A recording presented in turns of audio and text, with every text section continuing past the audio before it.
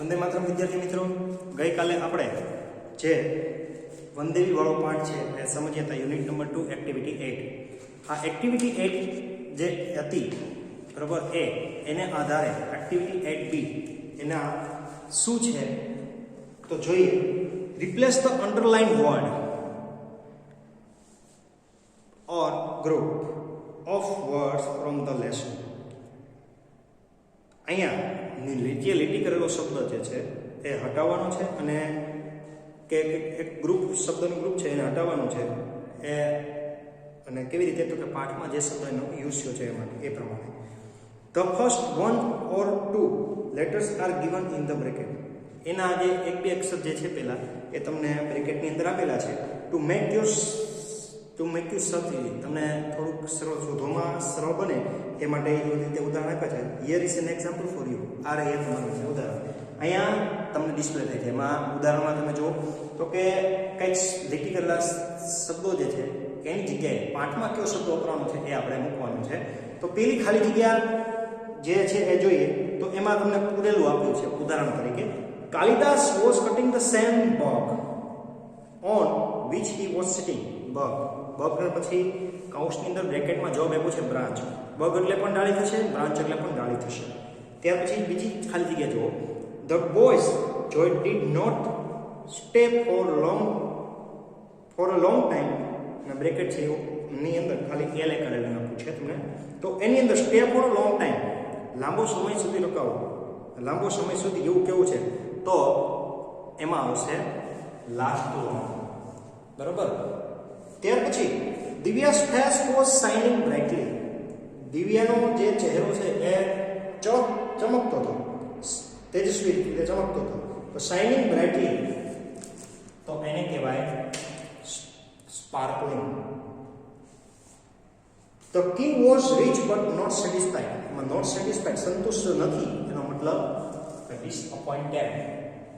ત્યાર પછી the children pulled out the flowers from the garden. બાળકોએ જે છે એ બગીચામાંથી ફ્લાવર જે છે એ ચૂંટ્યા. બરોબર. તો ચૂંટિયાનું જે છે એ થશે પ્લક. તો કેમલ ઇઝ અનઅટ્રેક્ટિવ એનિમલ. કેમ ઊંટ છે એ આકર્ષી શકે એવું પ્રાણી નથી. એટલે કેવું છે તો કાંઈ કદરૂપું પ્રાણી. તો એને કહેવાય છે અગલી. બરોબર. તો અહીંયા આજે પાઠની અંદર જે વપરાતા શબ્દો એ આ રીતે હતા. હવે ત્યાર પછી આગળની જે એક્ટિવિટી સી છે એ જોઈએ. તો એક્ટિવિટી જે 8 છે એમાં સી માં જુઓ, choose the correct option and fill the blanks. સાચો ઓપ્શન છે સિલેક્ટ કરવાનો છે અને ખાલી જગ્યા પૂરવાની છે.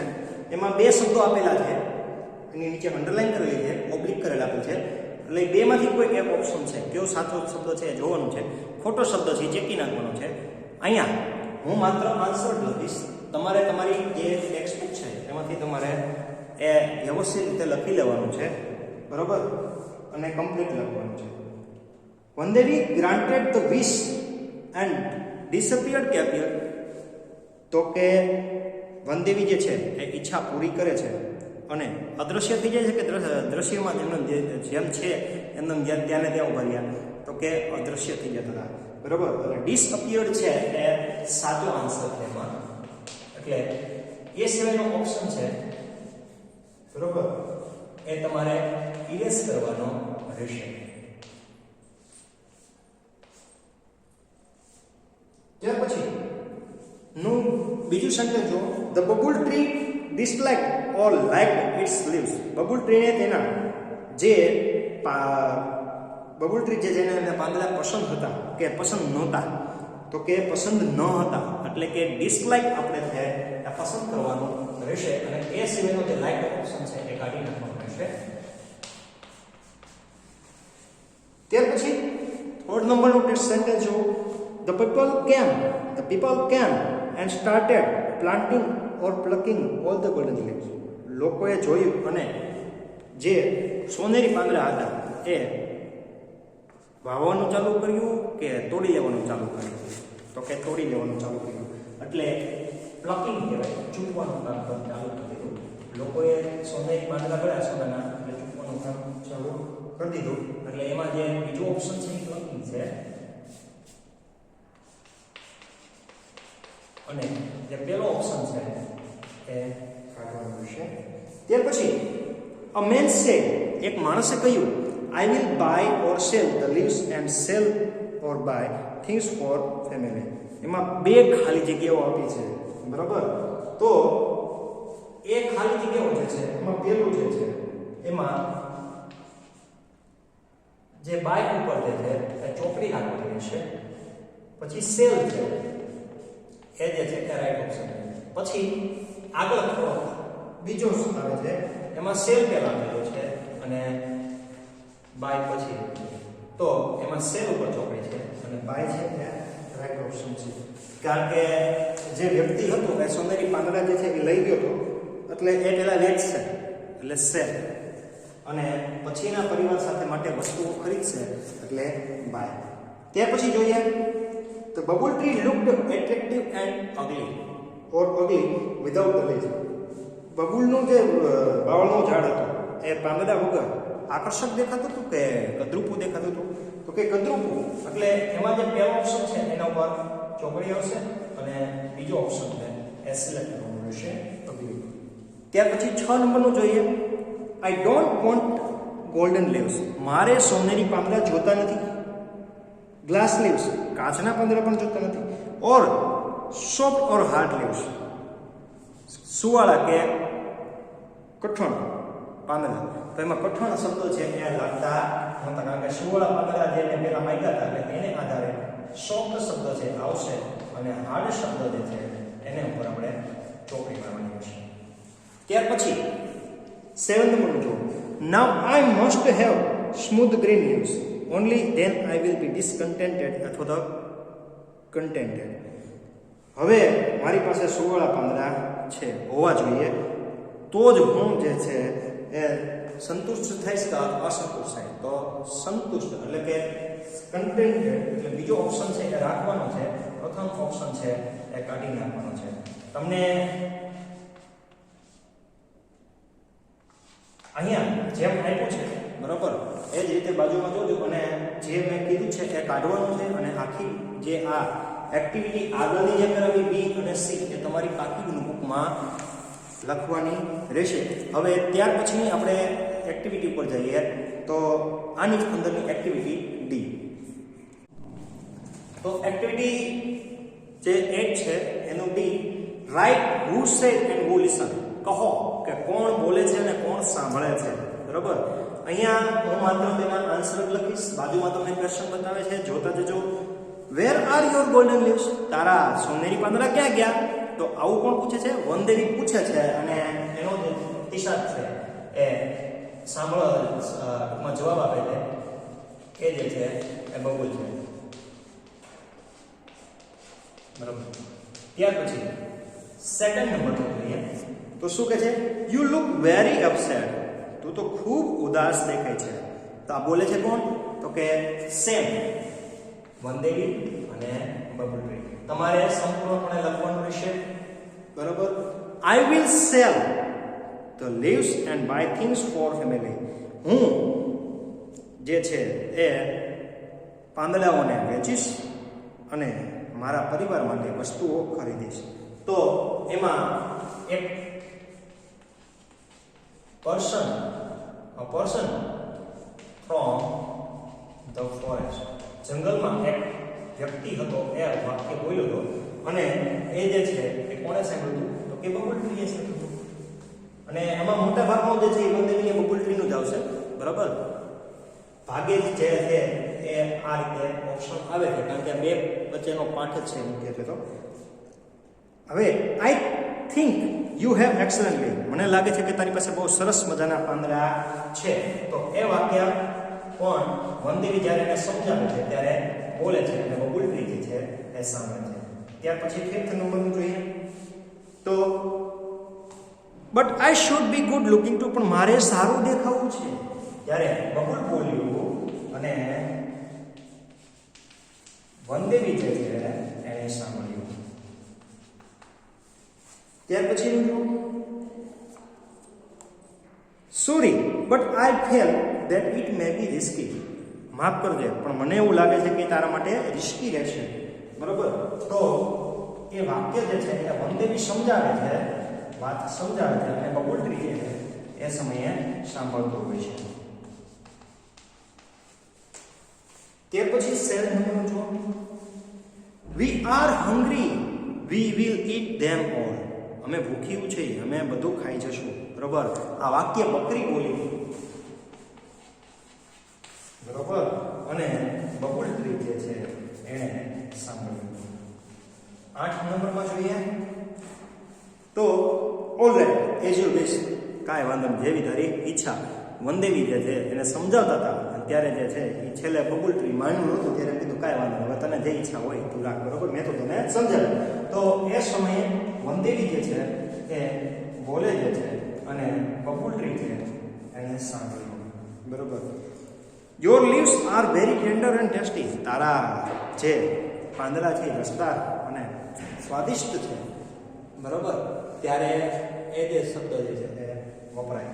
બરોબર, તો ગોટ બોલી હતી અને સાંભળવાનું કામ ઠેઠ લગી તો મોટા ભાગે બબુલ ટ્રીનું જ હતું. બરોબર, હવે ત્યાર પછી જોઈએ now I have learn a lesson. હવે મને પાઠ ભણાઈ ગયો, હવે હું બધું સમજી ગઈ કે હવે શું છે. બરોબર, તો ત્યારે 10 નંબરનું જે છેલ્લું લાસ્ટ તો એ જે છે એ બબુલ બોલ્યું અને વંદેવી જે છે એ સાંભળ્યા હતા. બરોબર, હવે આ વસ્તુ જે છે આખી એક્સરસાઇઝ 1 બાય 1 લખી લેવાનું છે. એની સામેના જવાબ પણ આ રીતે લખી લેવાના રહેશે. તમારી પાકી બુકમાં રાઇટ ડાઉન કરી નોટ ડાઉન કરી લેજો, લાગે તો સ્ક્રીનશોટ પાડી લો. તો વિદ્યાર્થી મિત્રો, હવે આપણે એક્ટિવિટી 8F શું કહે છે? Answer the question. પ્રશ્નોના જવાબ આપો. બરોબર રીતે સમજવાનું છે, પરીક્ષામાં કઈ રીતે લખાય એ પણ ખાસ જોવાનું છે. પેલું, what did the babul tree have? Babul tree જે બબુલનું ઝાડ હતું એની પાસે શું હતું? અહીંયા ડીડ થી પ્રશ્ન પૂછવાનો છે, ભૂતકાળમાં છે પ્રશ્ન તો ભૂતકાળથી જવાબમાં આપવાનો રહેશે. તો જો ડીડ પછીના શબ્દથી ચાલુ કર્યું તો બબુલ ટ્રી હેવનું કરવું પડશે. ડીડના કારણે હેડ. બબુલ ટ્રી હેડ શું હતું? બસ ખાલી હવે લિસ્ટિંગ કરી દેવાનું છે. સ્ટ્રેટ બ્રાન્ચીસ, સીધી ડાળીઓ, and white thorns at the base of each leaf tail. દરેક પાંદડાની જે છેડી છે જેની પૂંછડી હતી, બરોબર, ત્યાં એક કાંટો હતો. દરેક જે બાવળની જે તીરખી હોય એના છેડે શું છે તો કે કાંટો. બરોબર, how was the bubble tree different from the other trees? બાવળનું ઝાડ છે એ બીજા બધા જે ઝાડ છે એના કરતા કઈ રીતે અલગ હતું? તો કે the bubble tree had tiny leaves while others had in different shape, round, narrow and broad. અહીંયા પણ જોજો પ્રશ્નમાં વોઝ વપરાનું છે. ભૂતકાળમાં પ્રશ્ન પૂછ્યો છે, ભૂતકાળમાં જવાબ આપવાનો રહેશે. the bubble tree, બરોબર, પછી હેડ ભૂતકાળમાં ઉપર આપ્યું tiny leaves, tiny leaves, નાના નાના પાંદડાઓ હતા. while others had in different shape, જ્યારે બીજા પાસે કેવા હતા તો કે ગોળ પાંદડા, સાંકડા અને પહોળા પાંદડા હતા. બરોબર, તો આ રીતે અલગ અલગ પાંદડાની વિશેષતા જે બાવળના પાંદડા કરતા અલગ હતી. The bubble tree wished for 3 kind of leaves. Babul બાવળનું ઝાડ હતું અને 3 પ્રકારની જે છે વિશ હતી. 3 પ્રકારના પાંદડાઓની વિશ એને જાગી હતી આખા પાઠ દરમિયાન. એ 3 પાંદડાઓની વિશ કઈ હતી? બરોબર, નેમ ધેમ એના નામ આપો. The bubble tree, આખે આખું વાક્યનો મતલબ લખવાનું છે. The bubble tree wished for 3 kind leaves. પછી એના 2 કોલમ કરી અને મેં નામ લખ્યા. પહેલા તો ગોલ્ડન સ્લીવ એને માંગ્યા હતા, ત્યાર પછી સ્પાર્કલિંગ ગ્લાસ સ્લીવ માંગ્યા હતા, છેલ્લે થાકી ગયું ત્યારે broad and smooth green leaves માંગ્યા હતા, અને ત્યાર પછી પણ થાકી જાય છે ત્યારે પાછા મૂળ પાંદડાઓ જે છે એની ઈચ્છા એ પૂરી કરે છે. તો આ 3 પ્રકારના પાંદડા જે છે, બરોબર, એણે માંગ્યા હતા, એની ઈચ્છામાં એ હતા, પણ ત્રણેય વખતે એની ઈચ્છા છે અધૂરી રહી ગઈ હતી. ત્યાર પછીના આપણે 4th નંબરના ક્વેશ્ચન ઉપર જઈએ. ધ્યાન રાખજો કે આ બધા પ્રશ્નો છે તમારે તમારી પાકી બુકમાં લખવાના રહેશે, બરાબર, અને આ પરીક્ષામાં હશે, બરાબર. એટલે ખાસ નોટ કરી લેજો, આ રીતે લખાય આન્સર. અધૂરા આન્સરના માર્ક પણ અધૂરા આવે, બરાબર. તો ચોથા પ્રશ્ન ઉપર જઈએ. તો ચોથો question, the bubbles happiness did not last long with golden leaves because બાવળનું જે ઝાડ હતું એની ખુશી લાંબો સમય સુધી રહી નહીં જ્યારે એની પાસે સોનેરી પાંદડા હતા. કારણ કે બીકોઝ આમાં કારણ આપણે ખાલી પૂરું જ કરવાનું છે, આમાં બીજું કંઈ કરવાનું નથી, ખાલી સીધું કારણ આપી દઈએ. Some people passing through the forest plucked them. કેટલાક લોકો જે છે, બરોબર, જંગલમાંથી જ્યાં પસાર થાય છે ત્યારે, બરોબર, સમ people passing through the forest, જ્યારે જંગલમાંથી પસાર થાય છે ત્યારે એ જંગલમાં જતું, બરોબર, પ્લક્ડ ધેમ, તો એને જે કંઈ પાંદડા જે છે એને શું કરી લે છે, ચૂંટી લે છે. એન્ડ ઇટ લુક્ડ વેરી અગલી, અને તે કદરૂપું દેખાવા લાગે છે.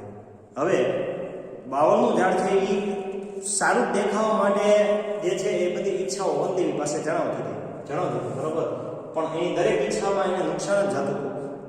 એટલે આ વખતે પણ આમાં જેવું એવું થયું કે ગોલ્ડન લીવ્સ છે એ લોકો છે એ લઈ જાય છે અને કદરૂપું દેખાવા લાગે છે. આથી છે દુઃખી છે, બરોબર, એનું જે ખુશી છે લાંબો સમય સુધી રહી નહીં.